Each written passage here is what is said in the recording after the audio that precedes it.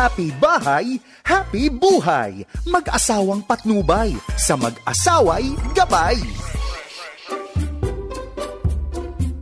New Year, new beginning, fresh start. Sa paglipat ng panibagong pahina sa ating buhay, we all want to start with a clean slate.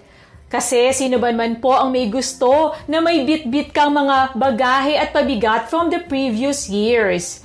And one best way to start the year right is by practicing forgiveness. God has so much in store for us this 2022.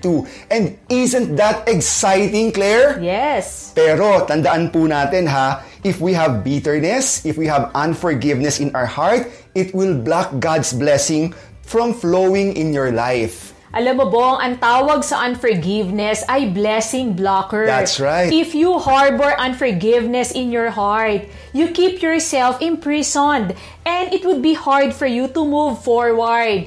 Kaya naman po sa ating buhay mag-asawa, maging sa ating pamilya, huwag na nating hayaan na maharangan ang mga blessings, ang mga biyaya at pagpapala ng Panginoon para sa taon na ito. Tama yan, Claire. And we don't want that. Let's be honest, Claire, no? Kalamitan yung mga taong nakakasakit sa'yo ay yung mga mahal mo sa buhay. Oo, yan. Many times, we hurt our spouse and harbor offense, unforgiveness, and even bitterness. Kaya naman today, let's talk about how we can deal with unresolved hurt in our marriage. Alam mo bong, tama ka, no?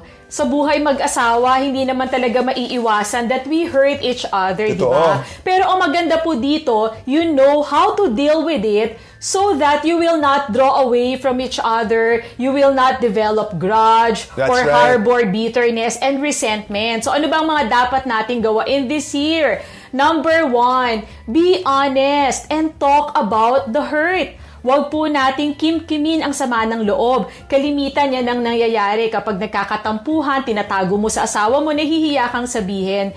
But you know what? You have to take the initiative to bring it out into the open so that healing will flow. Honey, na-offend ako sa sinabi mo kanina ha. So magkakaroon ng healing, magkakaroon ng communication. Tama, Claire. Number 2, take responsibility and say sorry. Hindi naman mahirap magsabi ng sorry, Claire, di ba? Ito pa, stop making excuses or blaming your spouse. Yes. Ikaw kasi, kasalanan mo dahil sa'yo, di ba? Nagtuturo-turuan kayo. Alam mo, Claire, kung anong key is to apologize right away and watch the anger of your spouse subside. Siguradong-sigurado po yan. Kung magtuturuan kasi, sabi ko nga, wala nang katapusan yan. But, Claire, if you will humble yourself, you will soften the heart of your spouse. Yes, sabi nga sa Bible, di ba? A soft answer turns away wrath. And number 3, forgive. Magpatawad po. Forgiveness is one of the greatest forces for healing in marriage. Tandaan natin that forgiveness is a choice. It is not an emotion. It is not a feeling. It is choosing not to dwell on the hurt nor hold it against your spouse. 1 Corinthians 13:5 says, "Love keeps no record of wrongs."